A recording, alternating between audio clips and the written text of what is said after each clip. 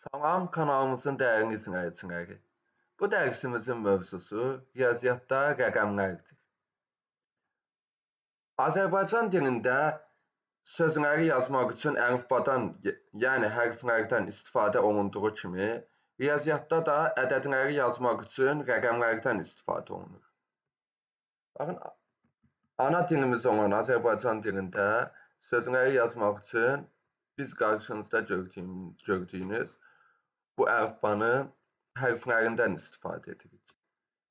Həmçinin eyni qaydada riyaziyyatda da ədədləri yazmaq üçün biz baxın gördüyünüz bu rəqəmlərdən istifadə edirik. Rəqəmlərimiz hansılardır? 0, 1, 2, 3, 4, 5, 6, 7, 8, 9. Yəni ümumilikdə neçə rəqəm var? 10 rəqəm var. Rəqəmlər ədədləri yazmaq üçün istifadə olunan simvollardır. Hər bir rəqəm həm də ədəddir. Yəni, baxın, bu gördüyünüz hər bir rəqəmin özü həm də riyaziyyatda ədəddir. Lakin bütün ədədlər rəqəm deyil. Baxın, ədədlər rəqəmlərin köməyi ilə yazılır. Misal üçün, 68 ədədi. 6 və 8 rəqəminin köməyi ilə yazılmış bir ədəddir. Ancaq 68 özü rəqəm deyil. 68 ədəddir.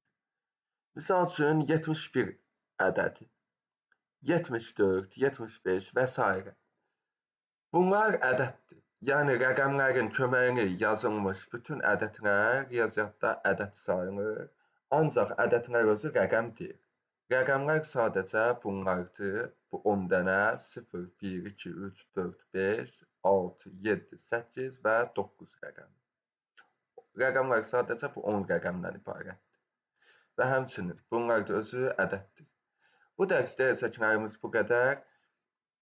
Dərslərimizi izləməyə davam edin. Növbəti dərslərdə görüşənədək.